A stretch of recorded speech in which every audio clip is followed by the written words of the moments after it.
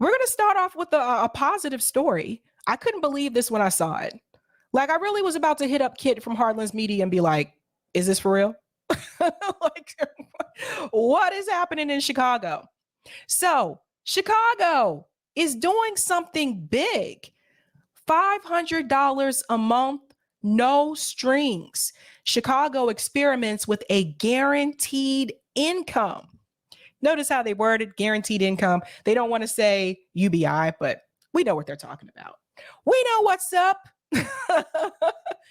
Okay, for recipients, it's a lifeline. For liberal supporters, it shows how expanding government can make a difference. For conservatives, it's a return to wasteful welfare handouts. We're going to talk about that in just a second. We're going to talk about that. So the Windy City is coming in. Let me go ahead and start here. Chicago and the surrounding suburbs of Cook County are conducting the largest experiment of its kind in the nation, an effort to supply thousands of residents with a basic level of substance, not in the form of food, housing, or childcare, just cash. Miss Lightfoot's $31.5 million Resilient Communities pilot selected 5,000 city residents in August to receive a guaranteed cash income for a year.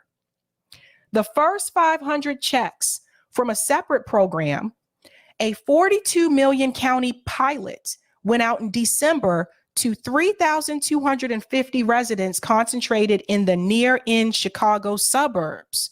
Let's go on. On Monday, at the National Association of Counties Conference in Washington, which started over the weekend and runs through Tuesday, county executives will announce a network of county-level basic income programs to match the mayoral initiatives that have sprouted to 50 cities. Both Chicago and Cook County are tapping money sent to local governments through the 2021 pandemic relief law known as the American Rescue Plan. Both programs are administered by a group, Give Directly, that had been better known for helping poor people in developing nations. The city and county efforts are being assessed by social scientists at the University of Chicago. So let's go on. This was a once-in-a-lifetime moment for us to be bold and initiative. That's coming from Brandy, who's the commissioner of the Chicago Department of Family and Support Services. For Democrats, the concept is a wager on big government at a time when faith in democratic governance is at a low ebb. For Republicans, it's a return to discredited welfare handouts that waste money and foster dependency. Let's highlight this part right here where it says for Republicans. It was Andrew Yang that brought UBI to the national stage. That was during the 2020 presidential election. But he wasn't the first person to talk about UBI. Andrew Yang went on to tell people on that debate stage that even Martin Luther King wanted to implement and fight for a universal basic income. That was right before MLK was assassinated. You see, when MLK was pushing for the social policies, that was one thing. But once he started to move towards the economic policies, that was when he was assassinated. And he was asking for reparations. He was asking for a universal basic income.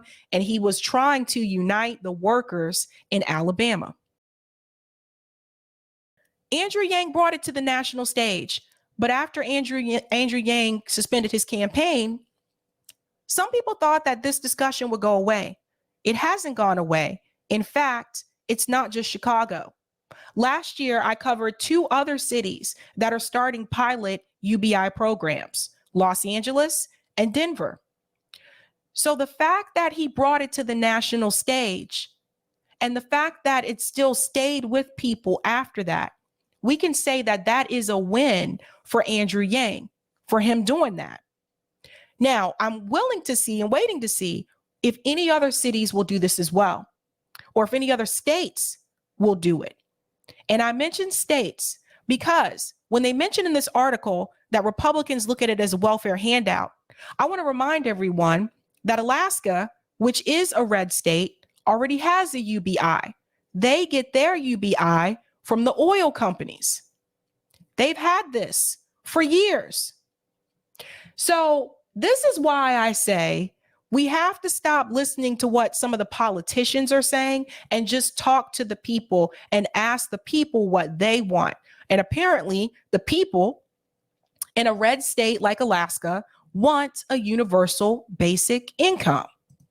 Let's go on. Whatever the outcome, the spread of basic income programs is a reminder of the growing divide between Democrats and Republicans, urban voters and rural conservatives, those who want more government in people's lives, and those who want less.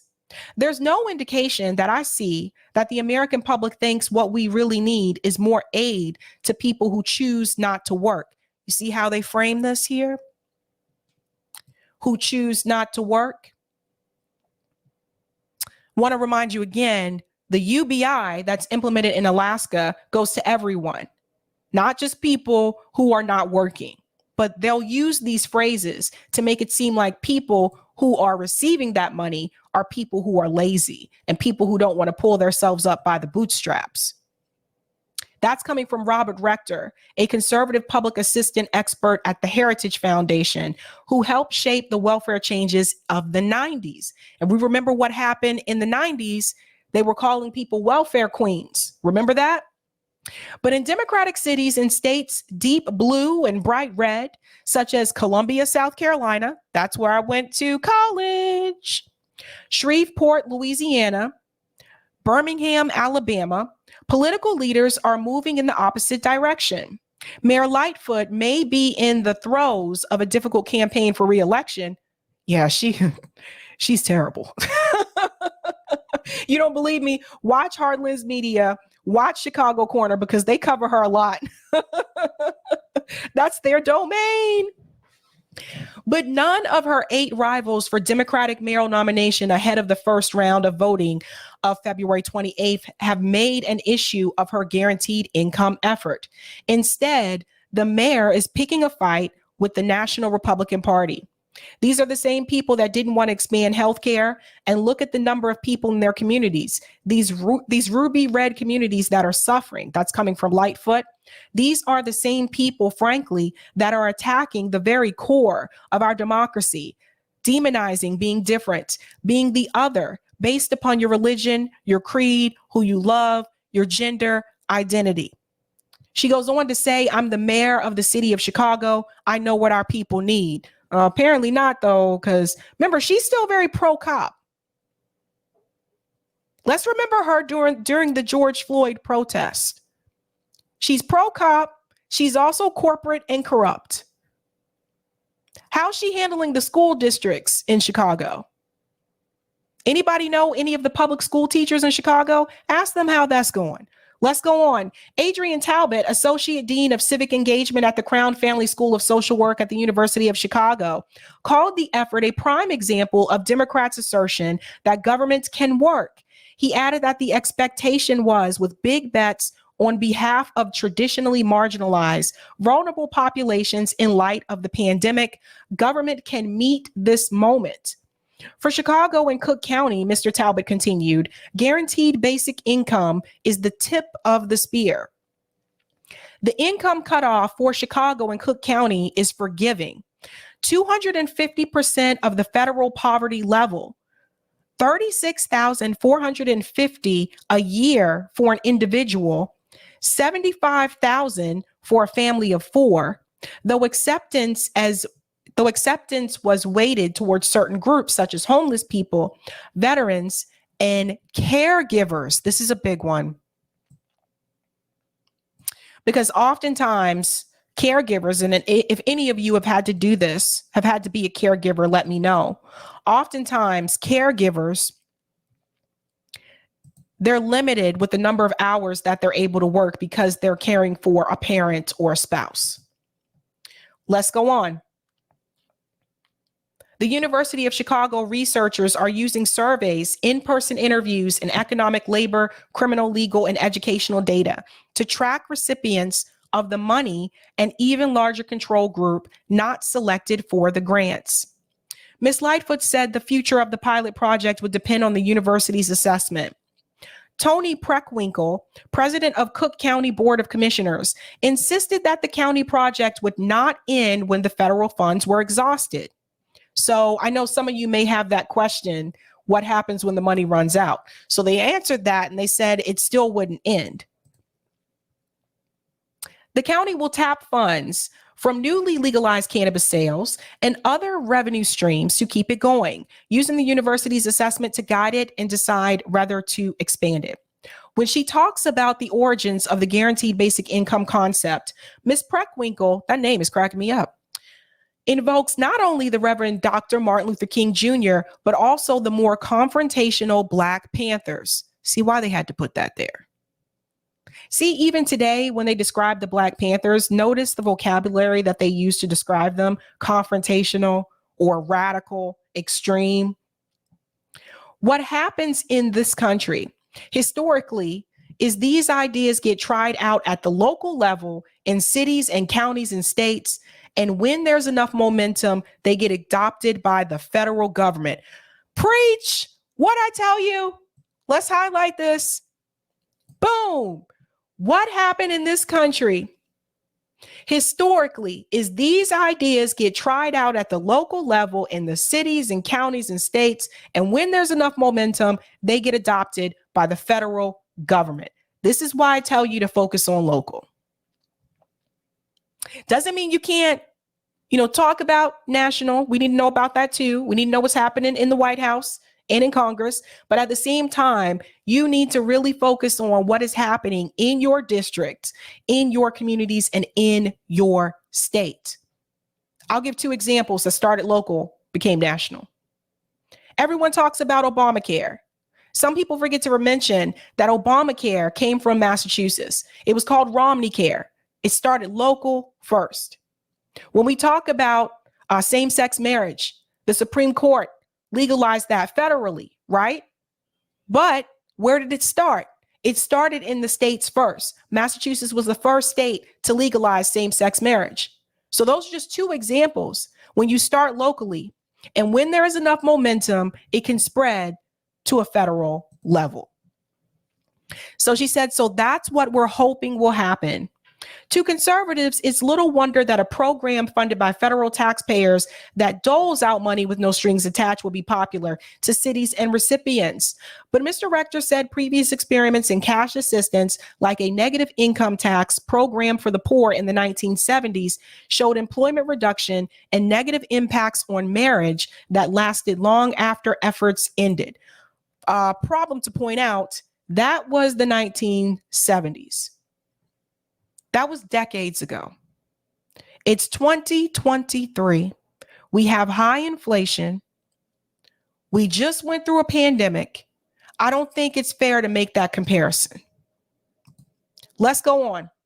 Programs like earned income tax credit for low-wage workers and work requirements imposed in the 1990s were a corrective to those failures, he said.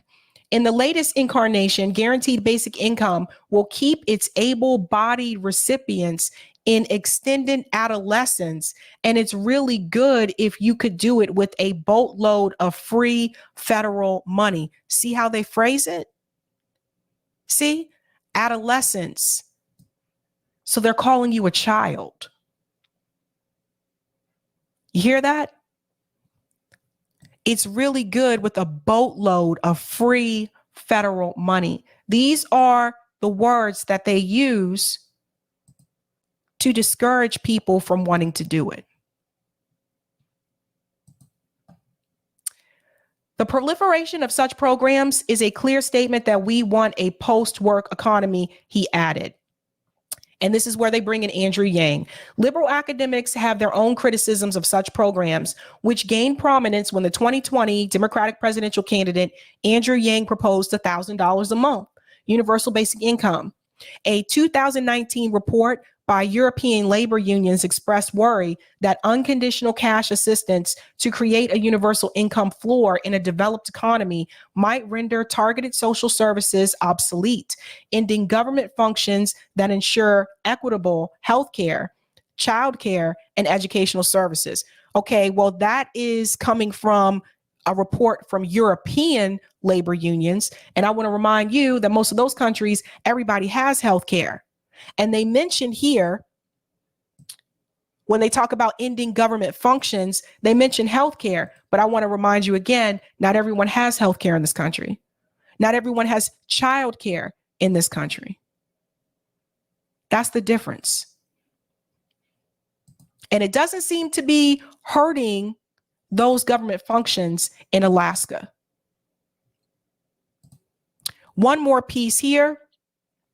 With so many social service programs struggling under the weight of bureaucracy and inefficiency, the Chicago area pilot programs are aimed not only at efficiently delivering assistance, but also at rescuing citizens' faith in government at a time when democratic principles are being questioned. And that comes from advocates.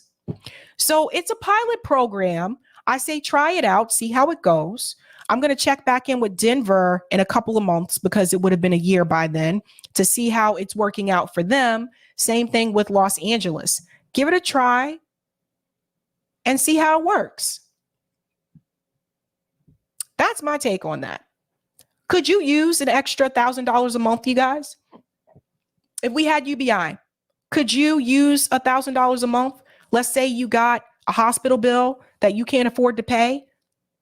Let's say you have car trouble, your car's in the shop and it's expensive to get your car repaired. These unexpected expenses that people run into, and you're reminded that the average American is just one paycheck away from being homeless.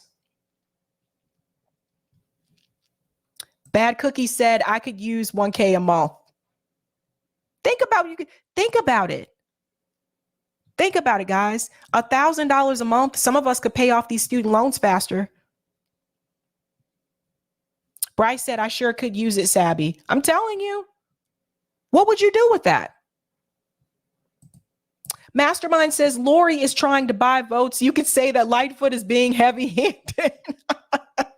Lightfoot, heavy-handed, wink, wink, get it? In a minute, the key is universal, meaning everyone. The plan seems targeted, meaning unequal.